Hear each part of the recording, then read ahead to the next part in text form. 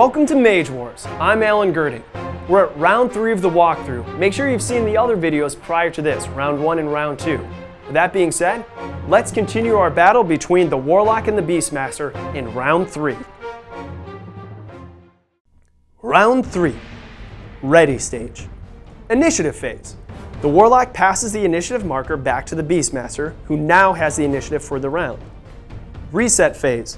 All action markers and quick cast markers are flipped over and ready. You can now see on each of these markers that the ready symbol is apparent. Channel phase. Each mage again adds 9 mana to his supply.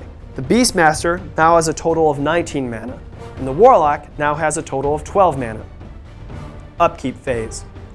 This round, there is something that happens in the upkeep phase. The burn marker on the wolf takes effect now. So the Warlock rolls 1 attack die for each burn marker he has inflicted upon his enemies. Since the Timberwolf has 1 burn marker, the Warlock rolls 1 attack die.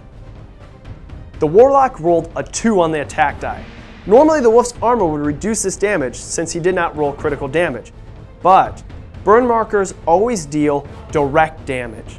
Direct damage always ignores the target's armor. So the Wolf takes 2 damage for a total of 5. Planning phase. Since the Beastmaster did not cast his second Timberwolf spell last round, his unused spell card goes back into his spellbook at the beginning of the following planning phase. That's right now. So he goes ahead and puts that card back into his spellbook. He could choose to prepare that spell again immediately or save it for a later round. He decides to prepare a minor heal spell and a force push spell. The Warlock chooses Ghoul Rot and the Battle Fury spell. Action stage. First quick cast phase. Both mages decide to save their quick cast for later in the round. Beastmaster action phase. Since the Beastmaster has initiative, he goes first. He decides to start his turn by using the quick cast action before taking his action phase. He casts the Force Push incantation spell for 3 mana, bringing his total down to 16. He chooses the enemy Warlock as his target. Force Push allows the Beastmaster to push or move the target 1 zone. He pushes the Warlock 1 zone to the left, so he's adjacent to both the Beastmaster and his Burning Wolf. Like attack spells, incantations have an immediate effect when cast. Then they're discarded. So the Beastmaster places the Force Push spell into his own discard pile, and this is separate from the discard pile the Warlock created. You don't want to mix them up. The Beastmaster still has to activate a creature. Using his quick cast action does not count as his turn. He activates himself to take a move action followed by a quick action. For his move action, he moves down 1 zone. Now that his move action is complete, he now may make a quick action. He wants to attack the Warlock. The Staff of Beasts that the Beastmaster is carrying shows a quick action melee attack. Now this attack can be used instead of the basic attack listed on the Beastmaster card. A melee attack can only target an object in the same zone as the attacker, which the Warlock just happens to be. The attack bar shows 4 attack dice, but no effect die. So the Beastmaster just rolls 4 attack dice. The dice show 2 normal damage and 1 critical damage. The Warlock has no armor, so all 3 damage will go through. The Warlock marks the 3 damage on his Mage status board, and remember that he started at 0 damage, so he moves the damage marker up to 3. He does not move his life marker down. His attack is over, and the Beastmaster's action phase is complete. Warlock action phase. The Warlock wants to get the most of his imp as he can, so he uses a quick cast action to cast Battle Fury, paying the 5 mana from his mana supply. This incantation allows a creature to attack twice in the same round. The Warlock then activates his Firebrand Imp, flipping over its action marker. He wants to do as much damage to the enemy mage as he can.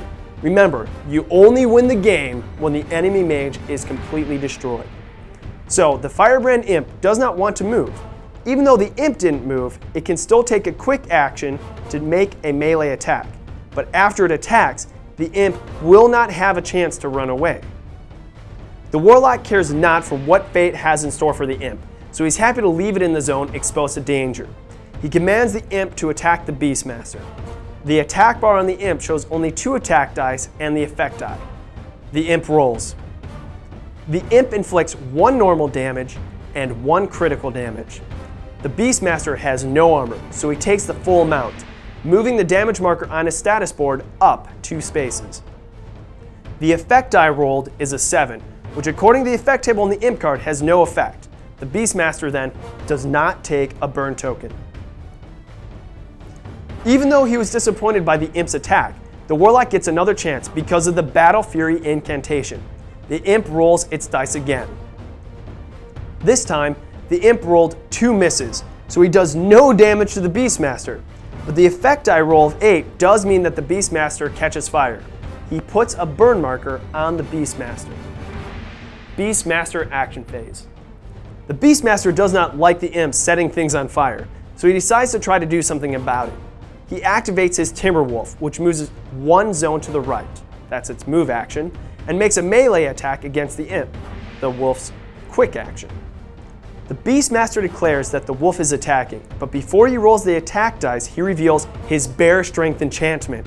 He can do this because declaring an attack is a separate game event from rolling the attack dice. The Beastmaster has to pay the 3 mana reveal cost for the Bear Strength, reducing the total to 13. Now the Timberwolf gets +2 attack dice when making a melee attack. The wolf rolls 6 attack dice and gets...